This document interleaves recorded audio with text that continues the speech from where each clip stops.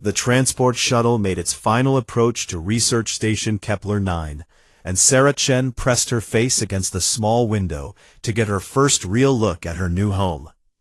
The station hung in space like a silver wheel, spinning slowly against the massive orange backdrop of the gas giant it orbited. Sarah had seen pictures during her briefing, but nothing prepared her for the actual size of the planet below.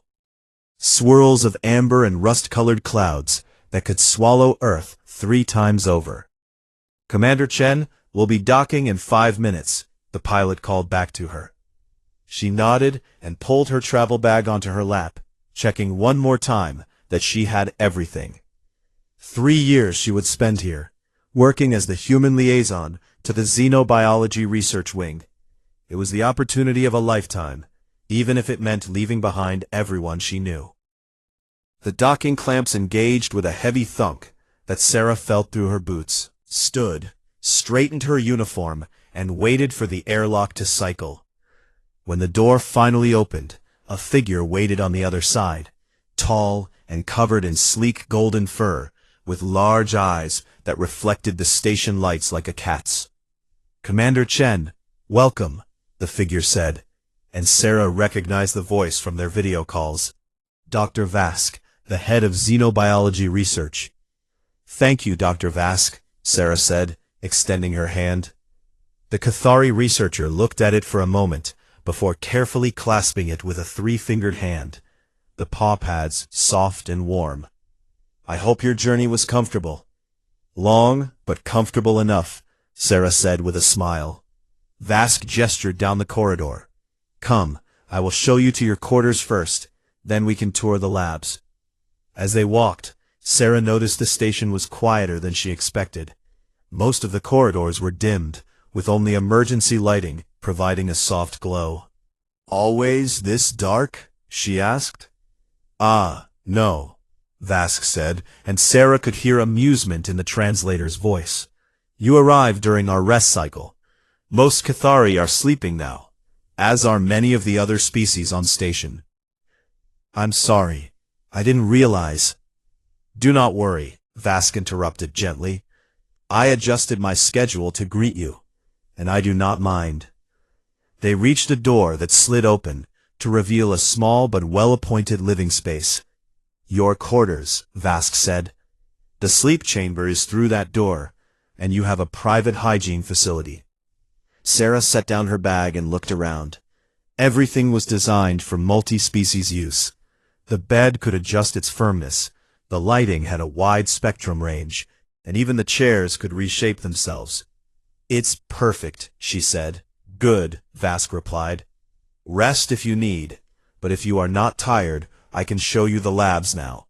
My cubs are there, and they are very excited to meet the human." Sarah perked up at that. She had read that Cathari kept their families together on station, but she hadn't expected to meet Vask's children so soon. "I'd love to meet them," she said. "I'm not tired at all." The biology labs were 3 levels down, and as soon as the door opened, Sarah heard high-pitched chirping sounds.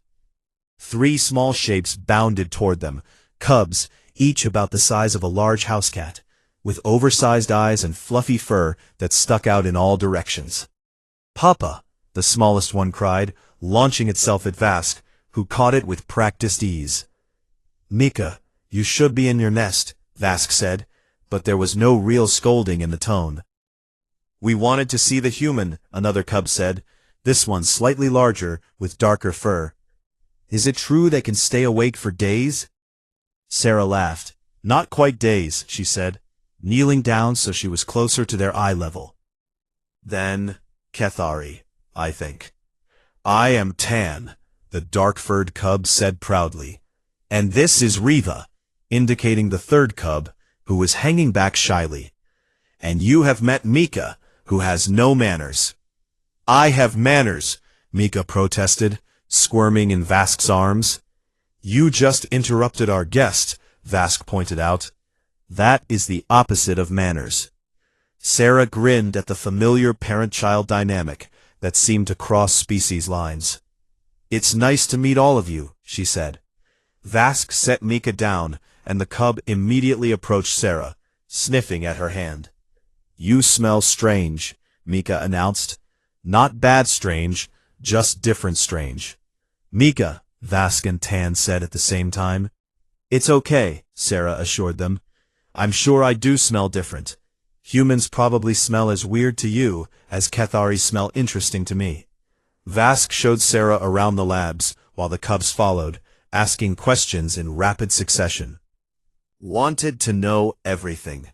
What Earth looked like, what humans ate, if it was true that humans could eat things that would poison other species, whether Sarah had any cubs of her own. By the time they finished the tour, Sarah's head was spinning with information about ongoing research projects. The station studied the unique ecosystem of the gas giant below, where floating organisms drifted in the upper atmosphere, some of them larger than cities. "We have detected something unusual today," Vask said, as they reached the main observation lab. "An energy reading from the planet's northern hemisphere. It began just before you arrived." Sarah looked at the monitor Vask indicated.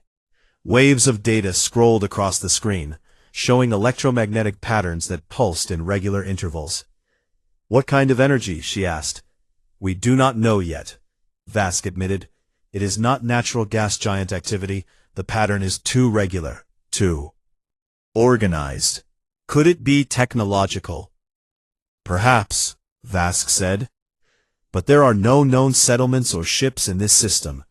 We have been here for 6 years, and never detected anything like this." Sarah studied the readings, her training in astrophysics kicking in. The pattern did look artificial. There was a rhythm to it, almost like, "It could be a signal," she said. Vask's ears perked forward, a sign of interest Sarah had learned to recognize. "A signal from what?" "I don't know," Sarah admitted. "But if it is a signal, we need to monitor it carefully. The peak activity seems to be building." Vask checked the chronometer on the wall and made a sound of distress. "The peak will occur in approximately 8 hours, the researcher said. "During my deep rest period, all Cathari on station will be in deep rest then." Sarah understood the problem immediately. Cathari required 14 to 16 hours of sleep in their daily cycle, and during the deep rest period, they were essentially unconscious. It was a biological necessity, not something they could skip or postpone. "I can monitor it," Sarah offered. "If you show me what to look for, I can keep track of the readings and wake you if anything urgent happens." Vask looked uncertain. "You just arrived. You must be tired from your journey, and I cannot ask you to work immediately." "I'm fine, really," Sarah insisted. "Humans can go quite a while without sleep when needed, and I'd rather help than sit in my quarters." "Are you sure?" "Absolutely," Sarah said. "Besides, this is exactly the kind of thing I'm here for, to provide coverage during off cycles." Vask's tail swished in what Sarah was learning to recognize as relief. "Very well," the Cathari said. "I will show you the monitoring protocols."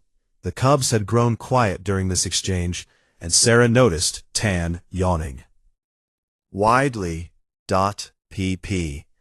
"Papa, can we make our nests here?" Reva asked. "The console lights are pretty." Vask hesitated. "That is not appropriate, little one. Commander Chen needs to work." "It's fine," Sarah said quickly. "They won't bother me, and if the station is on alert status, they might feel safer here anyway." After a moment, Vask agreed. The cubs retrieved their nest materials from a nearby storage room, soft thermal blankets and cushions that they arranged in a corner near Sarah's designated console. As Vask went through the monitoring procedures, explaining what each reading meant and what parameters would require immediate attention, the cubs gradually settled down. By the time Vask finished the briefing, all 3 were curled together in their nest, breathing deeply. "They find comfort in your presence already," Vask observed quietly. "That is unusual. Cathari cubs are normally shy with new species." "I'm honored," Sarah said, and meant it. Vask departed for rest quarters, leaving Sarah alone in the observation lab, with 3 sleeping cubs and a mysterious energy reading that pulsed on her screen like a heartbeat. She settled into the chair, pulled up the monitoring interface, and began her watch. The cubs made soft sounds in their sleep, and the station hummed around her. Outside the observation window, the gas giant turned slowly, keeping its secrets in swirls of orange cloud. Sarah took a sip of water from her bottle and focused on the data. She had no idea that this simple offer to cover a shift would change everything. She had no idea that the next few days would test the limits of human endurance in ways that would ripple across multiple species. All she knew was that something was out there in the clouds below, calling out in a rhythm that grew stronger with every passing hour. And she would be watching when it finally revealed itself. 3 hours into her watch, Sarah noticed the pattern changing. The regular pulses that had been coming every 43 seconds were now arriving every 39 seconds. She logged the change and pulled up the spectral analysis, frowning at what she saw. The energy signature was shifting toward higher frequencies, which usually meant something was either heating up or increasing power output. She ran a comparative scan against the station's database of known phenomena. Gas giant auroras? No match. Atmospheric lightning storms? Close, but the pattern was wrong. Magnetic field fluctuations? Possible, but the regularity argued against it. Then she tried something different. She ran the pattern through the communications database, treating it not as a natural phenomenon, but as an artificial signal. The computer took longer this time, processing through thousands of known signal types. When the results came back, caught 73% match to a standard distress beacon format. Not a specific species format. The pattern was too basic, too universal. It was the kind of signal that any spacefaring civilization would recognize as a call for help. Sarah immediately opened a channel to Dr. Vask's quarters. No response. She checked the chronometer and cursed under her breath. Vask had been in deep rest for only 2 hours. Waking a Cathari during deep rest could cause serious health problems. She tried the station's other senior researchers instead. The Methalox team didn't respond. They were in their rest cycle too. The Helion researchers were awake, but when she explained what she'd found, they politely told her that stellar phenomena weren't their specialty, and she should wait for the xenobiology team to wake. Sarah closed the channel and stared at the monitor. The pulses were getting faster. 35 seconds now. Was down there in the gas giant's atmosphere. Was running out of time. She made a decision. She would continue monitoring and gathering as much data as possible. If the situation became critical, she would wake Vask regardless of the consequences. But until then, she would handle this herself. Sarah pulled up the station's sensor array and began a deep scan of the signal's origin point. The gas giant's upper atmosphere was a chaotic mess of electromagnetic interference, but she filtered through the noise layer by layer. After an hour of work, she found it. There was something solid in the clouds, approximately 800 kilometers down from the boundary between the stratosphere and the middle atmosphere. Something massive.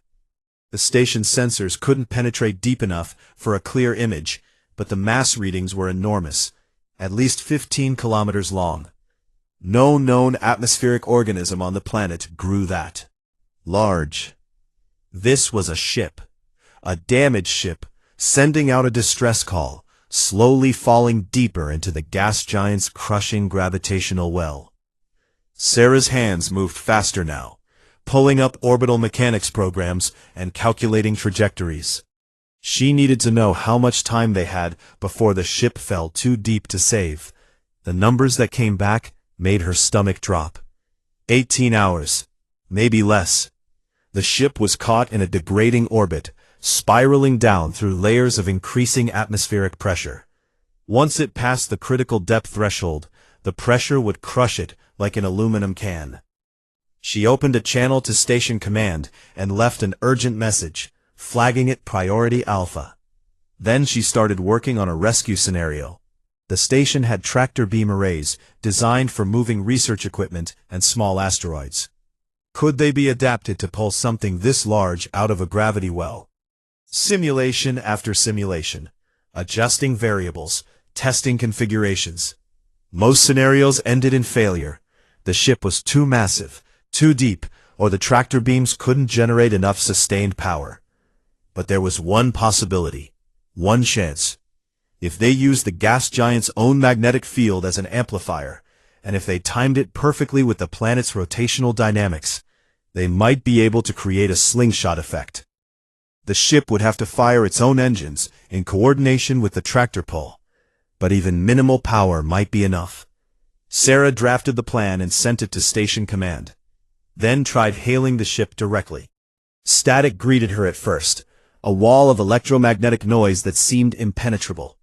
She adjusted frequencies, boosted signal strength, and tried again. This time something came through, not words but a pattern, a response. Someone was alive down there, and they were answering. Sarah felt a surge of determination. She began working on a translation protocol, using the mathematical constants that would be universal to any spacefaring species. Hydrogen emission frequency, the speed of light, pi. Slowly, painfully slowly, a communication framework emerged. By the time the station's command staff began waking and responding to her messages, Sarah had established basic contact. The ship was a generation vessel. The species called themselves Vorlani, and they breathed methane. They had been adrift for 40 years after an engine failure, and by sheer chance, they had been caught by this gas giant's gravity. Their distress beacon had been broadcasting for months, but no one had heard, until now. There were 3,247 Vorlani on board. Families, children, elders. They had maybe 20 hours before the pressure crushed their hull. Station Command reviewed Sarah's rescue plan. The senior staff were doubtful. The approach was risky, untested, and required precise coordination. They voted to wait for the multi-species rescue fleet. Standard protocol set to send the distress signal to the nearest fleet hub and wait for the professionals. The fleet's estimated time of arrival was 72 hours. Sarah looked at the chronometer, then at the degrading orbit calculations, then at the sleeping cubs curled in their nests nearby. She took a deep breath and opened a channel to Station Command. With respect, 72 hours is too long, she said, keeping her voice level and professional.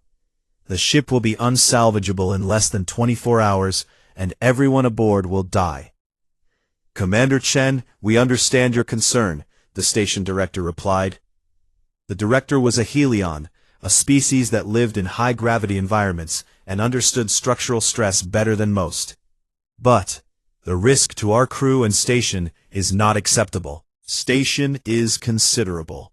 If the tractor arrays failed during the operation, the feedback could damage our systems, possibly fatally. I've calculated the risk, Sarah said. It's within acceptable parameters if we follow the plan exactly. Your plan requires constant adjustment over 6 hours, the director pointed out. That level of sustained precision is beyond most operators' capabilities. Then I'll do it myself, Sarah said. There was silence on the channel.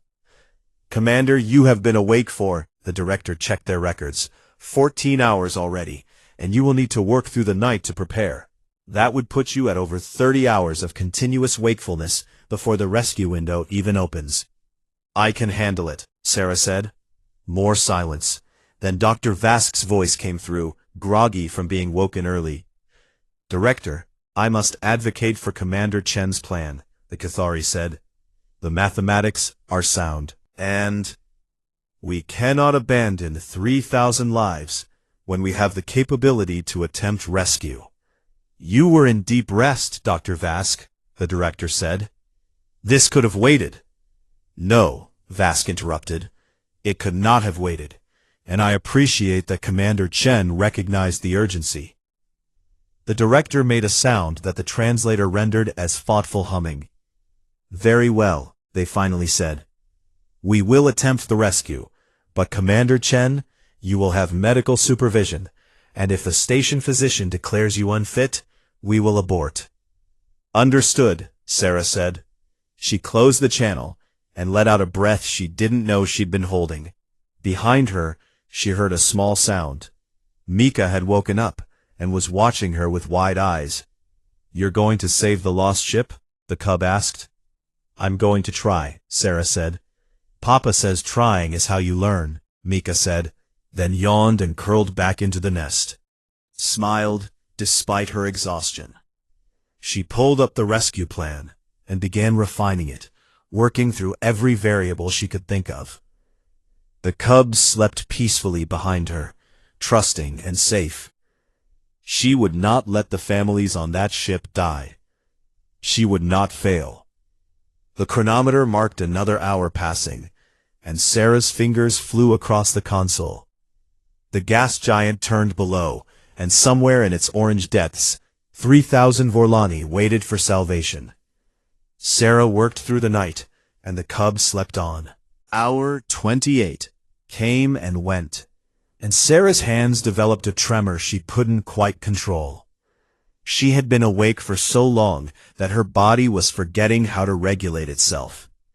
Coffee helped, and the stimulant tablets the station physician had reluctantly provided, but they only pushed the problem further down the road. The rescue preparation was nearly complete. She had coordinated with 4 different species across 3 shift rotations, each bringing their expertise to the plan. The Helion engineers had reinforced the tractor array mounting points. The Mythilox programmers had written new control algorithms. The station's AI had run 10,000 simulations, and 73% showed successful outcomes. But every successful simulation required one constant: a human operator maintaining precise control for 6 continuous hours. No other species on the station could sustain that level of focus for that duration. Rest, the Ketheri needed sleep. The Helion had to enter regenerative stasis every 8 hours. The Mythilox could work longer, but their reaction times were too slow for the split-second adjustments required. It had to be Sarah. She had to stay awake, stay sharp, stay functional. The cubs had become her constant companions over the past day. They seemed to understand, in that way children do, that something important was happening. Tan brought her water pouches every few hours, carefully carrying them in his mouth. Reva would sit quietly nearby and hum a Ketheri lullaby that was somehow soothing, even though Sarah couldn't understand the words. And Mika, the smallest, had taken to patting Sarah's hand with a soft paw whenever she seemed particularly stressed. Dr. Vask was deeply concerned. The Ketheri researcher had never seen a being push themselves this hard. In our species, this level of sleep deprivation would cause permanent neurological damage, Vask said during one of their brief wakeful periods. Your brain would begin shutting down non-essential functions, then essential ones. Humans are different, Sarah said, and her voice sounded rough even to her own ears. We're built for endurance. Our ancestors used to chase prey animals for days until the prey collapsed from exhaustion. That was physical endurance, Vask pointed out. This is mental. You are performing complex calculations and making critical decisions. I know my limits, Sarah said, though privately she was starting to wonder if that was true. Her vision had started doing strange things around hour 24. Peripheral movements that weren't there. Shadows that shifted when she wasn't looking directly at them. The station physician, a Mythilox named Dr. Kess, had examined her twice. Both times Kess had declared her fit to continue, though the concern in the physician's threefold eyes was obvious. Your biochemistry is remarkably resilient, Kess had said, but you are producing stress hormones at levels that would be fatal to most species. Please be careful. Sarah had promised to be careful, then gone right back to work. There were still calibrations to complete, timing sequences to verify, backup protocols to establish. The rescue window would open in 4 hours. Hour 30 arrived with a headache that felt like someone was driving nails through Sarah's temples. She took more pain medication and kept working. The communication link with the Vorlani ship was stable now. She had been talking to their captain, or the closest equivalent in their species, throughout the preparation. Captain Vrenth was calm, despite the circumstances, but Sarah could hear the strain in the translated voice. "We have faith in your abilities, Commander Chen," Vrenth said. "My people are ready to assist with our engines. At your signal." "How are your families doing?" Sarah asked, because she needed to remember what she was fighting for. "Frightened," Vrenth admitted, "but hopeful. It has been so long since anyone answered our call, and now that someone has, we believe we will survive." "You will survive," Sarah said, with more confidence than she felt. "I promise you that."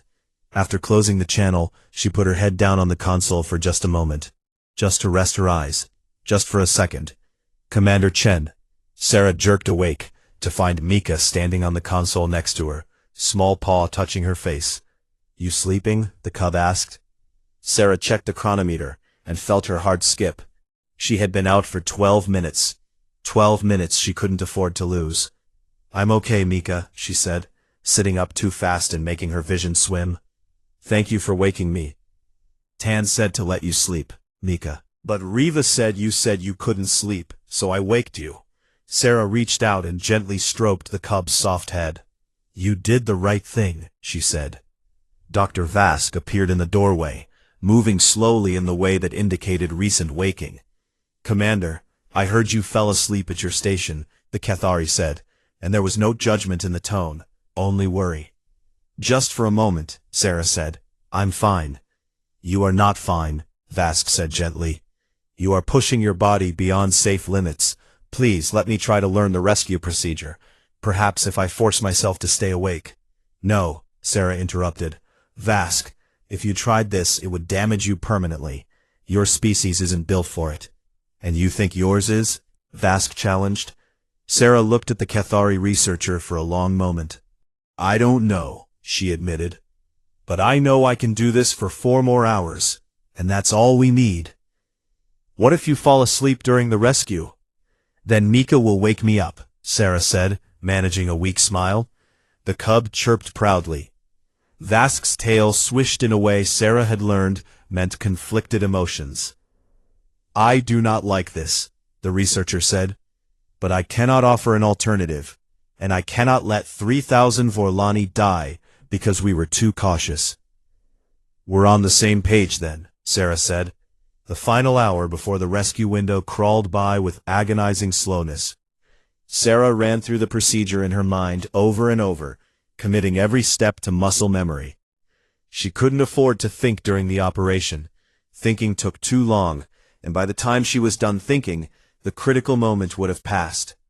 She had to react, to feel the ship's position in the magnetic field, to sense when to push and when to pull. It was more art than science, and she only hoped her exhausted brain could still access that intuitive level. The cubs settled back in their nest, but didn't sleep. They watched Sarah with wide, serious eyes.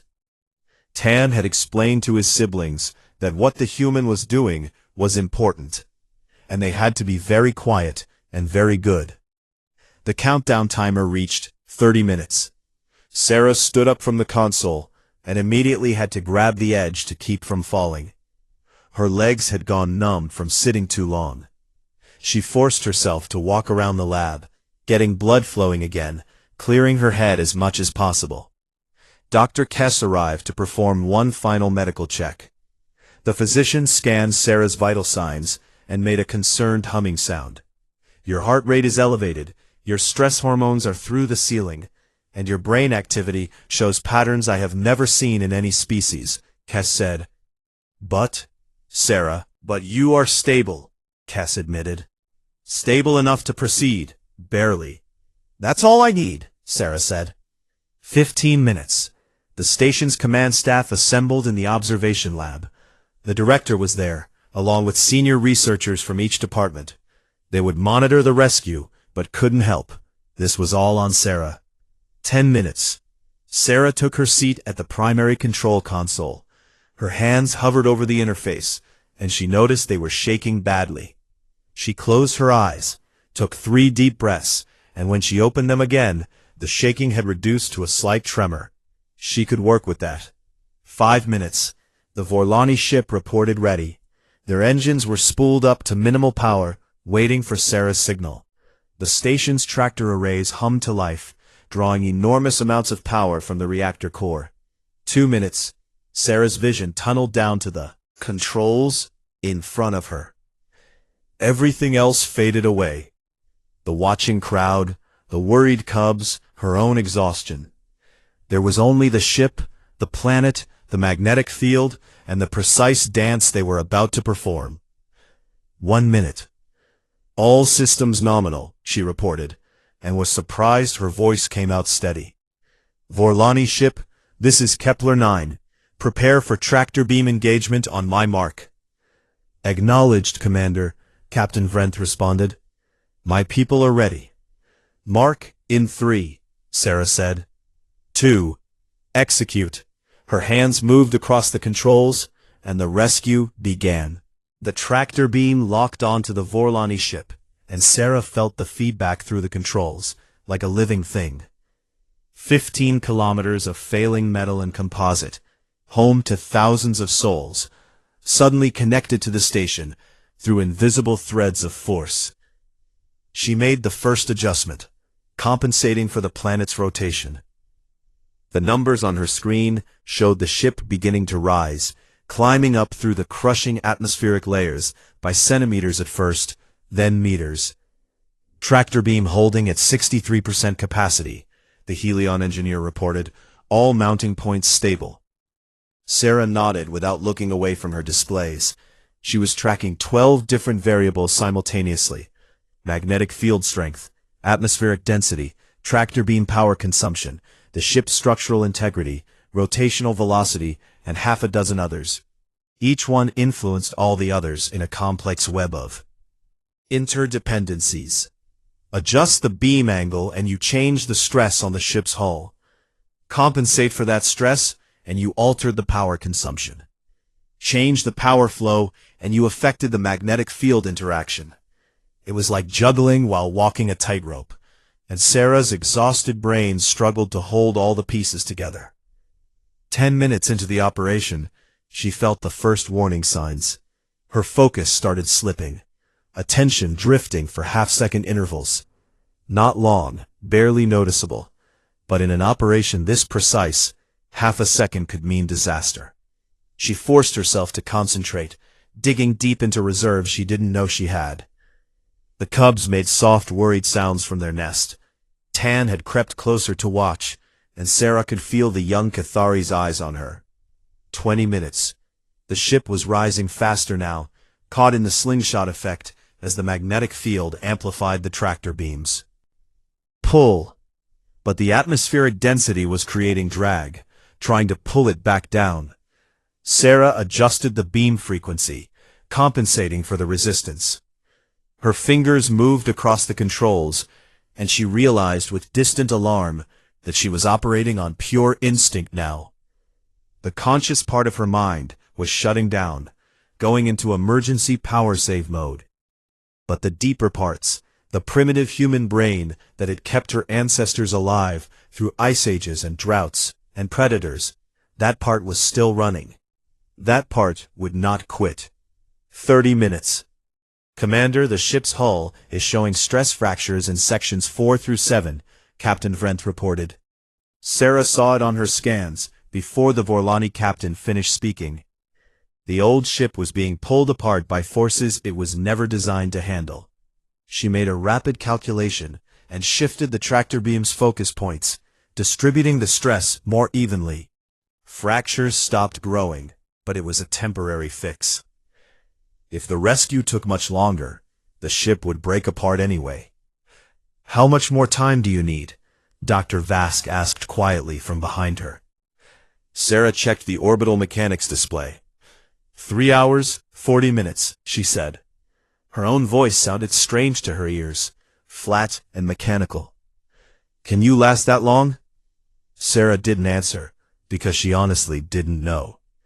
45 minutes. Her vision was doing that thing again, where shadows moved in her peripheral awareness. She ignored them and kept working. The ship was a third of the way out of the gravity well. 1 hour. Sarah's hands cramped, and she had to force them to keep moving. The pain was distant, like it was happening to someone else. Dr. Kess moved closer with a medical scanner. "Commander, your glucose levels are critically low," the physician said. "You need to consume something." Sarah shook her head. "Can't stop," she managed to say. Tan appeared at her elbow with a nutrient pouch, the kind designed for cross-species consumption. "Please," the cub said. Sarah took it with one hand, while her other hand continued making micro-adjustments. She drank without tasting, just fuel for a machine that needed to keep running. 1 hour, 30 minutes. The Vorlani ship was halfway out. Sarah could see the light at the end now, the possibility of success. But her body was shutting down. Her legs had gone numb again. Her back screamed in protest from holding the same position. Her eyes burned and her head pounded, and every breath felt like she was pulling it through concrete. "Commander Chen," the station director said, and there was something in the tone that made Sarah glance up. The director's expression was strange, not concern, not fear, but something else. "Maybe. Your brain activity readings," the director said slowly. "Dr. Kess says they're unlike anything in any medical database." "Is that bad?" Sarah asked, then immediately refocused on her controls before anyone could answer. 2 hours. Something went wrong.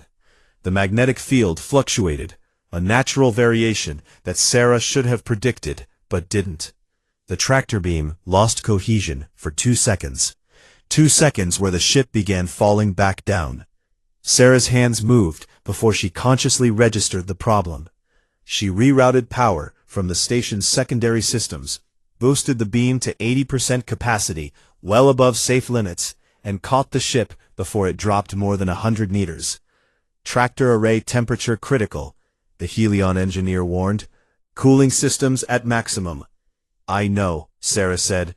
She was riding the edge now, pushing every system to its breaking point. 3/4 of the way out.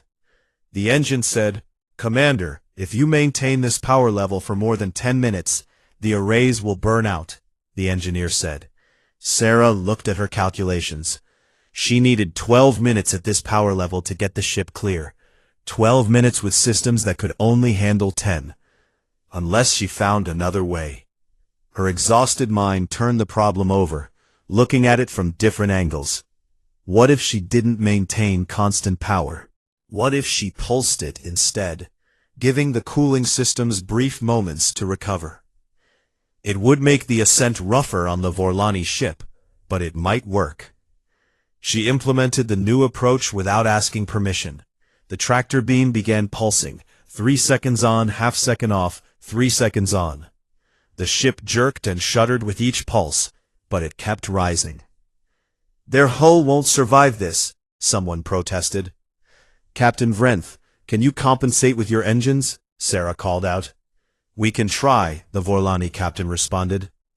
A moment later, Sarah saw the ship's engines firing in counter-rhythm to her pulses, smoothing out the ride. 2 hours, 30 minutes. Sarah's vision started to gray out at the edges. She blinked hard, forcing her eyes to focus. The ship was almost clear, almost free. Her hands moved across the controls, but she couldn't feel them anymore. It was like watching someone else operate. The console. 2 hours, 45 minutes. Complete cognitive failure began. Sarah's hands froze mid-adjustment. Her brain simply stopped processing the input. She stared at the screen, seeing the data, but unable to understand what it meant. The numbers might as well have been in an alien language. The cubs made distressed sounds. Dr. Vask moved forward, ready to take over, even though the researcher couldn't possibly do this. Sarah closed her eyes. In the darkness behind her eyelids, she thought about the people on that ship. 3,247 Vorlani. Families, children. She thought about the cubs sleeping by her console, trusting her completely. She thought about promises made and oaths sworn. She thought about what it meant to be human, to stand up when every instinct screamed to lie down, to push forward when the body demanded rest, to endure. Her eyes opened, hands moved. The fog lifted just enough as Sarah pushed through. "Almost there," she whispered. 3 hours, 10 minutes. The Vorlani ship crossed the threshold. It was out of the gravity well, floating in stable orbit. Sarah made the final adjustments, ensuring it wouldn't drift back down. The tractor beam disengaged. "Rescue successful," she reported. Then the world tilted sideways.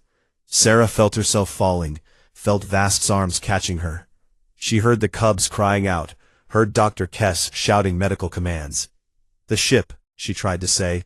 "Safe," Vask's voice assured her. "They are safe, Commander. You saved them all." Sarah wanted to respond, wanted to say something profound or meaningful. Instead, she simply let go. Her body had carried her as far as it could. She had stayed awake for 33 hours. She had performed a rescue that no one thought possible. Human endurance to limits that the station's xenobiologists would study for years.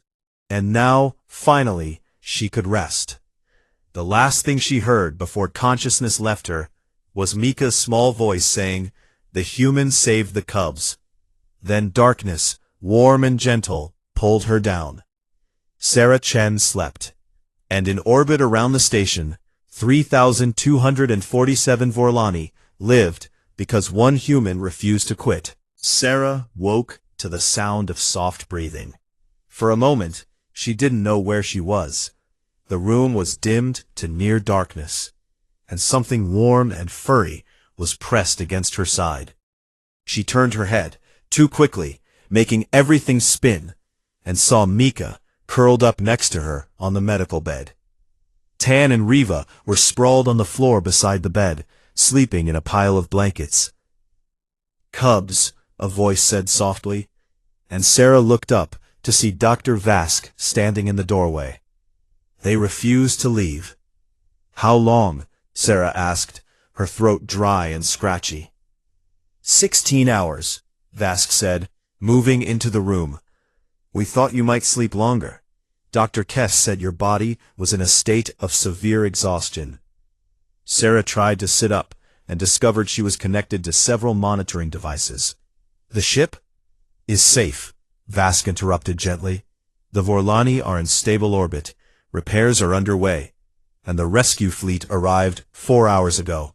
To assist them, Sarah felt tension she didn't know she'd been holding release from her shoulders. 4 hours after we finished, she said. "Exactly," Vask confirmed. "If we had waited for the fleet as protocol suggested, everyone aboard that ship would have died." Sarah nodded, then noticed the way Vask was looking at her. There was something in the Cathari's expression that she couldn't quite read. "What is it?" she asked. Vask settled into a chair near the bed, careful not to wake the sleeping cubs. "The xenobiology community is in an uproar," the researcher said.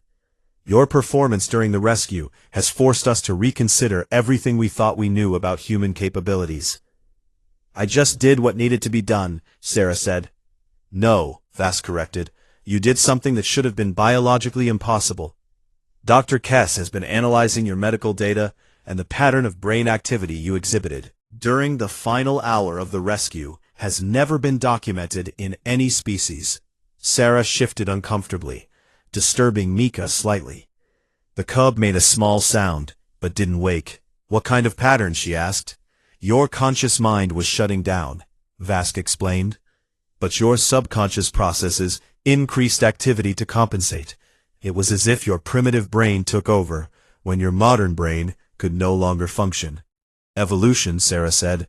"Humans evolved to endure. Our ancestors survived by outlasting everything else." "But this was not physical endurance," Vask pointed out. "You were performing complex mathematical calculations and split-second decisions with parts of your brain that most species use only for basic survival functions." Before Sarah could respond, Dr. Kess entered the room. The Methalox physician's 3 eyes focused on Sarah with clear relief. "Commander Chen, you are awake." "Do you feel?" "Tired," Sarah admitted. "But better." "Your recovery is remarkably rapid," Kess said, checking the monitors. Your stress hormone levels have normalized. Your brain activity is back to baseline, and your glucose levels are stable. Most species would require several days to recover from such an ordeal. Can I get up? Sarah asked. Yes, but carefully, Kes said. No strenuous activity for at least 24 hours. Sarah disconnected the monitors and slowly swung her legs off the bed. Mika woke up immediately, chirping with excitement. The human is awake, the cub announced, jumping down and running to wake the others. Within seconds, all 3 cubs were crowding around Sarah, touching her hands and arms as if to make sure she was real. You slept so long, Riva said. We were worried. Papa said you needed to rest because you worked very hard, Tan added. Did you really save all the people on the lost ship? Mika asked. I did, Sarah confirmed, with help from everyone on the station. But mostly you, Mika insisted. Dr. Vask made an amused sound. The cubs have been telling everyone who will listen about the human who stayed awake to save the lost ship cubs, the researcher said. Sarah smiled and reached down to stroke Mika's head. I couldn't have done it without you 3, she said. You kept me company and took care of me. We brought you water, Tan said proudly.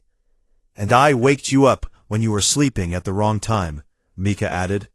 You certainly did, Sarah agreed. Over the next few hours, Sarah learned the full extent of what had happened while she slept.